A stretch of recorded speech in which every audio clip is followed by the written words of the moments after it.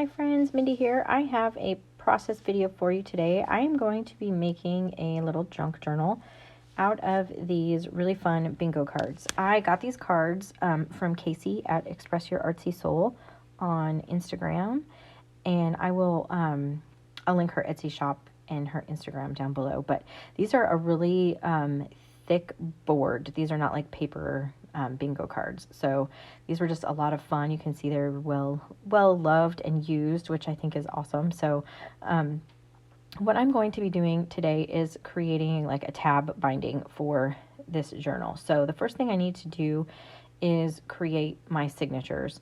At first I thought I was going to do just 3 signatures, but I ended up doing 5. I just felt like that was going to work a little bit better, just not having each signature be kind of so thick. So what I'm doing here, I have these papers. These are double-sided papers. These they are called backdrops, I think, from Tim Holtz, and they're nice. They're great size, and so the images are really, really big, and they're going to work perfectly for this size of my journal. So I'm just going to go through here, and I cannot tell you which set these papers came out of. I have both sets of backdrop papers, and so I just kind of pulled different ones that I thought would work, and then I'm just going to fold them, and these will be the outer portion of each of my signatures.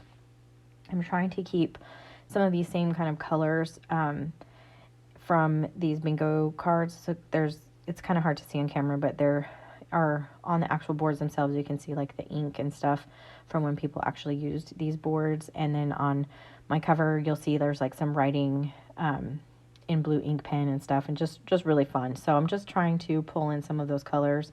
And then I have some green ledger paper that I want to use, so I'm trying to keep in those kind of colors with this. So these are the 5 papers that I have chosen. This is that ledger paper that I was telling you about. So I'm just taking this and folding it, and I pulled out 5 sheets. I mean, each signature is going to have the same exact papers in it. So I'm just pulling this out, and then I just have to trim it down. So I'm just doing that with my ruler. I really just want the kind of rough edges, and I'm not measuring anything here. I don't care if the pages are different. I want them to be kind of varying sizes and different textures and things. And so I'm just going to go through here and cut all of those down. I'm just using my ruler to do that. And then this book that I have here is really fun. It is a timetable for a railroad. And I picked this up on Etsy because my dad retired from the railroad. And so this is just a nice way, it's just kind of fun way to remember him. And so that's what I'm doing. I'm just taking apart this book because I want to be able to use the pages kind of where they fold naturally, just so that I don't have to, because I felt like if I did it the other way and like tore them out, they would be just too short. So this gives me a little bit more paper that I can actually use. So they have on some of these pages, it actually has some of the map system for the railroad that, and so I included those because I just thought that was a lot of fun. And then I have here is a hymnal, and I'm pulling out some pages from that. And then I also have this map. This is like a Reader's Digest map. And so on the inside of this, it has like fold out pages. So I'm going to take advantage of that, and I'm only using the pages that are the fold out pages. That way I can actually just cut them in half, and I will be able to get a nice size map page out of here.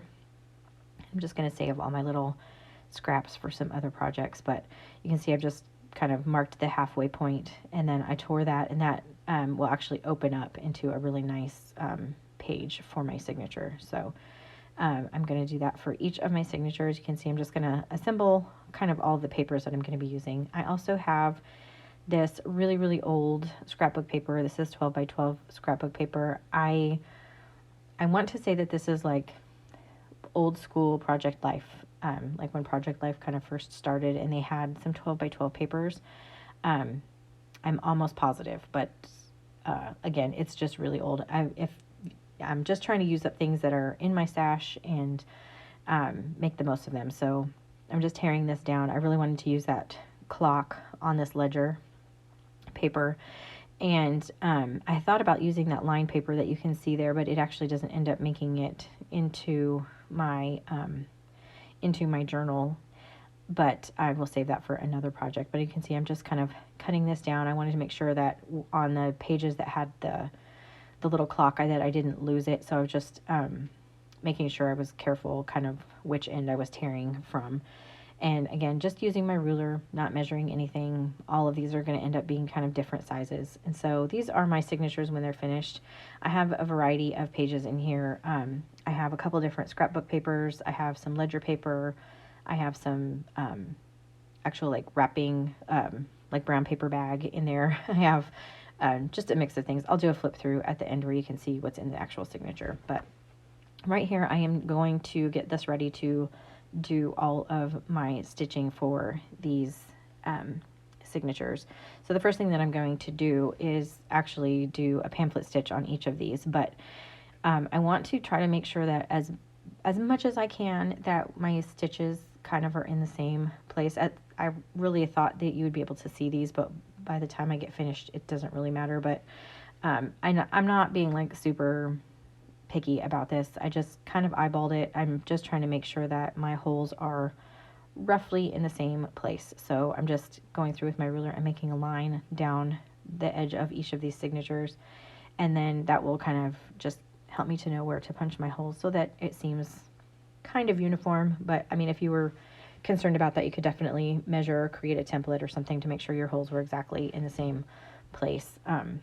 I just wasn't that concerned with it. It's a junk journal, and so I kind of think it's meant to be, you know, just a little bit kind of organic, I guess would be the word. I got in trouble for using that word one time, so maybe that's not the right word, but you understand what I'm saying. Anyway, I had to kind of rearrange my papers here, just making sure that everything was in the right place before I punched those holes. And I have a heavy duty awl here that I'm using and a foam pad that I'm punching down into. And I'm going to stitch these using a 3-hole pamphlet stitch and some waxed linen thread. I'm using a black thread. So I'm starting on the inside hole, going out to the outside, and then I'll come up to the top and go back in to the inside and then down to the bottom, back to the outside, from the outside back into the middle. I know that's really, really fast. I've done this a bunch of times on my channel, and but a 3-hole pamphlet stitch is really just a really good quick stitch for something like this. They hold well. They work great for little journals, and I use it a lot. You can also do a 5-hole if you have bigger pages, but these are only like 6 inches tall, so a 5-hole isn't really necessary for this. And I have had really good luck with these. They've always held really well. So it's just a nice, easy stitch to do. So I'm going to do that for all my signatures. I won't make you watch me do all of that. And then now I need to basically assemble my signatures into my, onto my bingo cards here. Now I'm using these as a front and back cover. You could certainly, do like create a spine or something and create an actual book if you wanted to. I just thought this would be fun to kind of have this exposed edge. This is a book that I have created using this tab binding method. I will try to remember to link this video because I'll probably explain it better in that video how this process works. But I used fabric on that journal, but this time I'm going to be using this linen tape from Tim Holtz.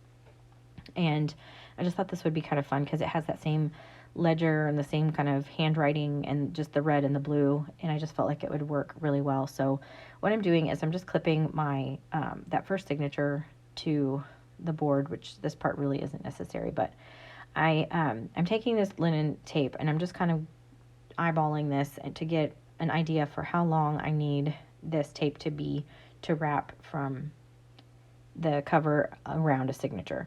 And then I'm going to go through here and I'm just going to cut a bunch of these lengths of tape. And what you see me doing here is I'm just going to try to line these up. So you could definitely, again, this would be, if you wanted to measure this, you could definitely do that to make sure everything was kind of very uniform. But again, this is a junk journal for me, so I don't need that. But if that was important to you, then definitely measure. But what I have done is I just removed the release paper just from this one edge that's going onto the bingo board. and I'm going to be attaching 3 pieces of this tape. And I need to leave enough room so that in between it, there's enough room for another width of tape, which will make sense in a little bit. So I'm just laying one down. It's not glued down or anything. And then I'm attaching the one down there on the bottom. And then I will do the same thing at the top. I'm just going to kind of put one down as a placeholder so that I can get roughly the correct spacing for that piece that I'm going to adhere up here at the top. And that way I need to make sure I have enough space, so because these pieces kind of nest in between each other. So I'm just, again, attaching these only to the front, and I'm leaving the sticker, the release paper, on the back. In hindsight, it might have been a little bit better to use fabric because it leaves an exposed edge, but that's okay. So on my first signature here, I had I put 3 pieces of this tape on the cover. In this next signature, I'm only putting 2 pieces of tape. You can see I'm going right in between those two, the 3 that are there. And I'm, again, only adhering the top section that's actually on the top of that first signature, if that makes sense. So, and I'm sorry, it takes me for a little bit to get the release paper off. I was just kind of fumbling a little bit, so I was off camera there for a minute, but excuse me. So here you can see I have added the 2 pieces. So now I'm going to pull off these release papers off of the front cover, and I'm going to put my first cover down onto this. So it's basically going to attach to the back of the first signature. In hindsight, this would have been easier if I would have just laid the signature down on top of the cover.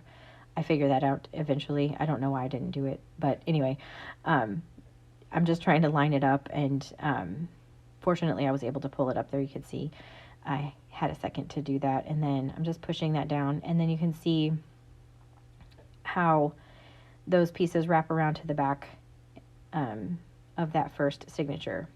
So now I need to add my next signature. So basically what you're doing is every signature or every page or whatever that you would do with this tab binding, you would alternate. So the first page I did, or the cover, was I had 3 pieces. The next one I did 2. The next one I did 3, and I just kind of go back and forth in that way.